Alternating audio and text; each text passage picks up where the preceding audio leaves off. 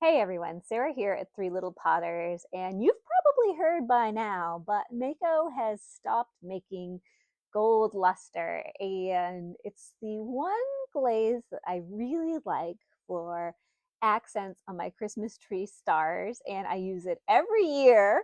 So when I heard that there was going to be this gold luster shortage, I was pretty panicked, and even though I still had some, I immediately went looking for an alternative. And I think at about, oh, it was very, very late at night when I made this poor decision. But basically, I purchased the gold luster that is for sale on AliExpress.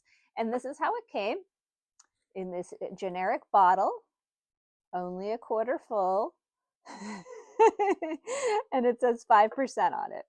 Now, since the Dunkin's gold used to come in a container this size, I wasn't really shocked to see this small amount of glaze luster in here. So I was expecting it to be small, but I was like, it's really small for the price. I believe I paid like $38 for this. Like, man. So yeah, and it came with no instructions, no label, no anything. It just says 5%, and it was in bubble wrap. Looking at it, I suspect that it looks more like there was, I believe, bright gold was one, and then there was the premium gold. And the premium gold, I think, is 8%, and that comes in sort of a red base.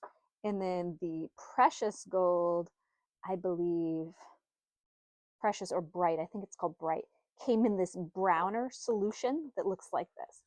So my theory was that maybe this was the same sort of manufacturing plant and somebody's scooping some off the top and selling it on Ali. I don't know. We'll see. We'll see if this works at all.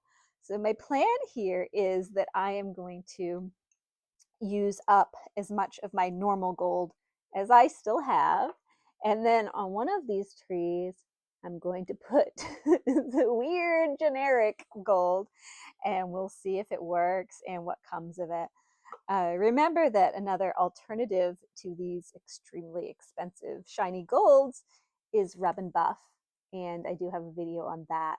It is not the same look as a gold luster, but it is an alternative that is a little bit safer for your health and a lot cheaper. So before we get started, this is our control tree. And this is the gold from last year on the star and where the glaze meets. And then I'm going to go ahead and put them on these, and we'll see what it looks like. Oh, does it even open? Is it sealed? Not even sealed. Oh, what have I gotten myself into? Okay, I'm going to save the good brush for the good stuff. I'm assuming it's just like the bright gold. So the bright gold is a brown base, premium gold is a red base, and the white gold has a green base. Oh, this brush is all janky. It doesn't smell good. That's a good sign, I suppose. Okay. No, it looks and feels kind of like the same stuff. So when I used bright gold before, I found that it was more prone to thickness issues. So if I went too thin, sometimes I didn't have as much gold, or you could see the brush strokes, whereas the red premium gold didn't have that. All right, that's how much I'm putting on. This has no instructions with it, but I'm going to go ahead and fire it at cone, somewhere between cone 18 and cone 19. Cone 018 and cone 019. Quite a few degrees difference there. All right, let's go with the red one here. I feel like the application of the premium gold is just a little bit better than the other. Just like Sorry, it's hard to keep the thing in the camera here.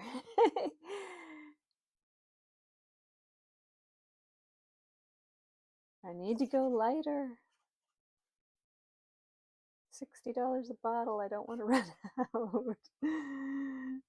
Very light application. The days when I could afford to do thick red lines are over.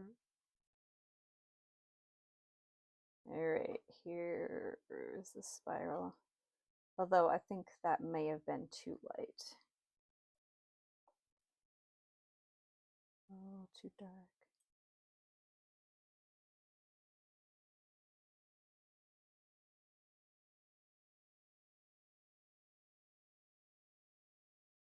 So I've worked with the premium red enough, the premium gold enough to know that I'm okay to take some of that extra out of that area and put it somewhere else. There's enough concentration of the pigment in it to make that okay. If that was the bright gold, I would do that a little less. I would leave it be a little thicker during those spots.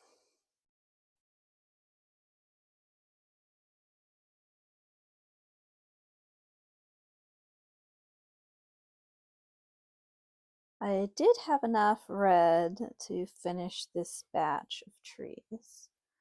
So we have the one with our Chinese knockoff, and then we have the rest of them. I will say that it didn't hold the shape of the spiral as well. You can see kind of the other ones, how it kind of stayed in place. And this one's gotten a lot blobbier since I painted it. You know, that's not a big deal, but we'll see how it looks when it comes out of the kiln. All right, I am here in the kiln room and I have not peeked, so the question remains, will it actually show gold or will it have been a wasted purchase?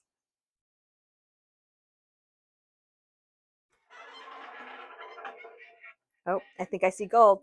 I have them over the test ones. Oops. Sorry for the squeaky lid. Oh. Okay. I have them separated by the angels so that we can see the difference. Yeah. The AliExpress gold with no label worked fine. Yeah, that looks great. That's good. You can see where it goes a little bit thin, that it's a little bit less gold.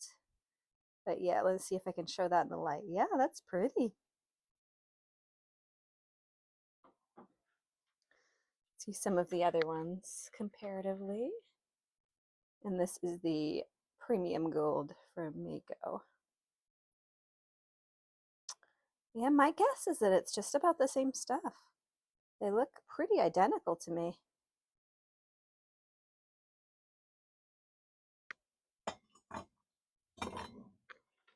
My angels. Okay. And not that this is a true kiln unload, but I'll just show off one of my angels here.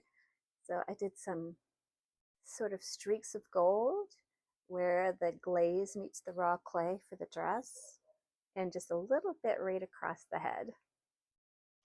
And this one I did a few more sort of gold in the folds of the dress. It's kind of pretty. And I like the gold halo too.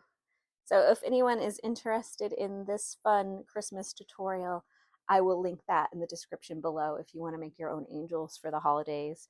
I don't know how many are going to be in my shop this year, maybe only 4. We'll see if I get any more done. So my last thoughts are that I did not get scammed on AliExpress. I don't necessarily recommend the unmarked bottle to anyone else. If I had realized that Laguna also made a gold luster, I definitely would have ordered that instead. But in the end, it all turned out okay. Thanks for watching, everyone. I'd love if you like and subscribed.